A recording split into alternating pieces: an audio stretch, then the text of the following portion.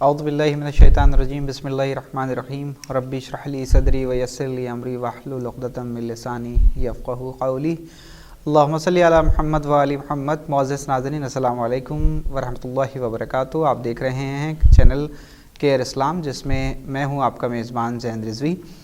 جیسا کہ ناظرین آپ مسلسل سماعت فرما رہے ہیں پروگرام فقہی مسائل، جس میں عنوان ہے میت کے احکام۔ یہ آج تیسری نشست ہے۔ پچھلی نشست میں جو ہماری بات ہوئی تھی وہ میت کے احکام میں غسل کے حوالے سے ہوئی تھی کمپلیٹ۔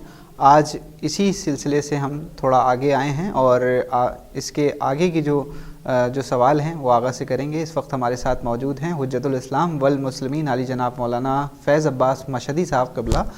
آئیے آپ کا استقبال کرتے ہیں۔ آغا السلام علیکم ورحمۃ اللہ وبرکاتہ۔ کیونکہ وقت اتنا کم رہتا ہے ہمارے پاس اور زیادہ گفتگو نہیں ہو پاتی ہے، لیکن پھر بھی کوشش ہے ہماری کہ مومنین تک کے ایک اچھا میسج پہنچے اور جس سے وہ استفادہ کر سکیں۔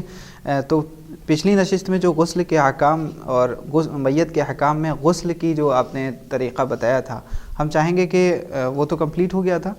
اب جو غسل دینے والا ہے اس کی کیا شرائط ہوں گے شریعت کے حساب سے، وہ بھی آپ بیان کرتے ہیں تاکہ مومنین اس سے مستفید ہو سکیں۔ بسم اللہ۔ اعوذ باللہ من الشیطان الرجیم، بسم اللہ الرحمن الرحیم، الحمد للہ والصلاۃ علی اہلہا۔ بہترین سوال ہے آپ کا۔ عام طور پر ہم میت کی تو بات کرتے ہیں کہ میت پر کیا ہے اور کیا ہے، لیکن جس کے اوپر یہ چیزیں واجب ہوتی ہیں اس کے اندر بھی کچھ شرائط ہونے چاہیے۔ لہذا جو انسان میت کو غسل دے رہا ہے اس کے اپنے شرائط ہیں۔ آیت اللہ العظمیٰ سیستانی دامت برکاتہ کی توضیح المسائل جو sistani.org پر موجود ہے، اس میں جب ہم تلاش کرتے ہیں میت کے احکام کو تو کچھ اس طرح سے ہم کو نظر آتا ہے۔ جو شخص میت کو غسل دے تو ضروری ہے کہ وہ عقل مند اور مسلمان ہو، اور احتیاط واجب کی بنا پر ضروری ہے کہ وہ اثنا عشری ہو اور غسل کے مسائل سے بھی واقف ہو، اور جو بچہ اچھے اور برے کی تمیز رکھتا ہو، اگر وہ غسل کو صحیح طریقے سے انجام دے سکتا ہو تو اس کا غسل دینا بھی کافی ہے۔ چنانچہ اگر اثنا عشری مسلمان کی میت کو اس کا ہم مذہب اپنے مذہب کے مطابق غسل دے تو مومن اثنا عشری سے ذمہ داری ساقط ہو جاتی ہے۔ اگر کوئی غیر شیعہ مسلمان ہے تو اور غیر شیعہ مسلمان اس کو غسل دے دے تو پھر مومن کی کوئی ذمہ داری باقی نہیں رہتی۔ لیکن وہ اثنا عشری شخص میت کا ولی ہو تو اس صورت میں ذمہ داری اس سے ساقط نہیں ہوگی۔ یہ مسئلہ کچھ اس طرح سے ہے کہ ایک انسان جس کا جو انتقال کرتا ہے وہ عام مسلمان ہے، باپ شیعہ ہے۔ اگر باپ شیعہ ہے اور عام مسلمانوں نے اس کے بیٹے کو اپنے مطابق غسل دے بھی دیا ہے تو باپ سے ذمہ داری ختم نہیں ہوتی ہے، اس کو اپنے مطابق اپنے فقہ کے اعتبار سے غسل دینا ہوگا۔ اس کے علاوہ مسئلہ نمبر 544 میں بیان کرتے ہیں کہ جو شخص غسل دے ضروری ہے کہ وہ قربت کی نیت رکھتا ہو، یعنی اللہ کے حکم کی بجا آوری کے ارادے سے انجام دے۔ یعنی پیسے لے کر اگر کوئی غسل کر رہا ہے یا پیسے دے کر غسل کروایا جا رہا ہے تو یہ غسل دین اور اسلام میں قابل قبول نہیں ہے۔ قربت یعنی صرف اور صرف اللہ کی قربت کے لیے یہ غسل انجام دیا جائے گا۔ صرف زبان سے اگر کہہ رہا ہے میں غسل دیتا ہوں قربتاً اللہ اور پیسے لے رہا ہے اور دل میں اس کے یہ ہے کہ میں پیسے کے لیے یہ کام کر رہا ہوں تو یہ جائز نہیں ہوگا۔ مسلمان کے بچے کو چاہے وہ ولد الزنا ہی کیوں نہ ہو غسل دینا واجب ہے، اور کافر اور اس کی اولاد کا غسل کفن اور دفن واجب نہیں ہے۔ اور اگر کافر کا بچہ ممیز ہو اور اسلام کا مظاہرہ کرے تو مسلمان ہے، اور جو شخص بچپن سے دیوانہ ہو اور دیوانگی کی حالت میں ہی بالغ ہو جائے تو اگر اس کے ماں باپ مسلمان ہوں تو اس کو غسل دینا ضروری ہے۔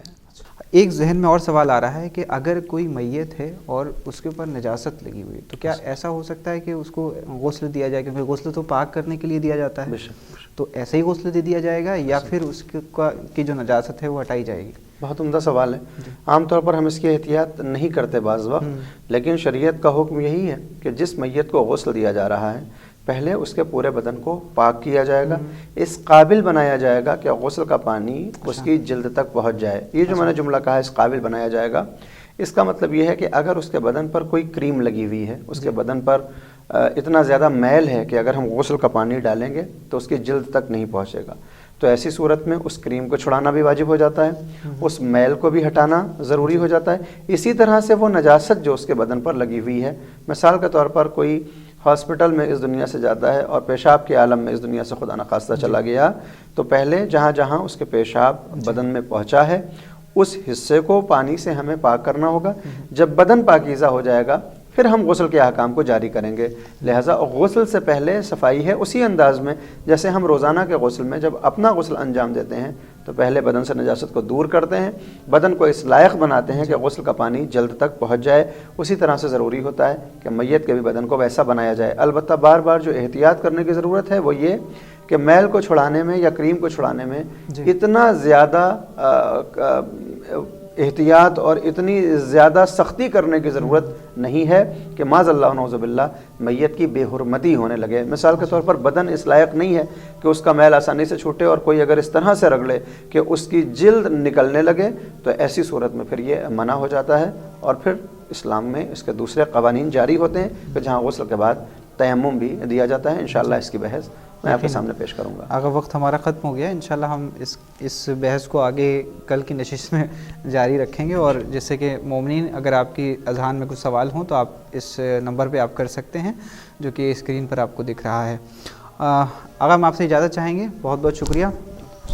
تو ناظرین, یہ تھے حجت الاسلام والمسلمین علی جناب مولانا فیض عباس مشہدی صاحب قبلہ, جو کہ ہم سے بات کر رہے ہیں پروگرام فقی مسائل میت کے احکام میں. آغا نے آج جو مسئلہ نمبر بتایا ہے اس پر ضرور آپ رجوع کریں اور اس پروگرام سے استفادہ کریں. انشاءاللہ اور لوگوں کو بھی اس پروگرام کو بھیجیں, سینڈ کریں. اگر آپ یوٹیوب پہ دیکھ رہے ہیں تو سبسکرائب کرنا بالکل نہ بھولیں. پھر حاضر ہوتا ہوں اگلی نشست میں آگے کے مسائل لے کر. والسلام علیکم ورحمۃ اللہ وبرکاتہ.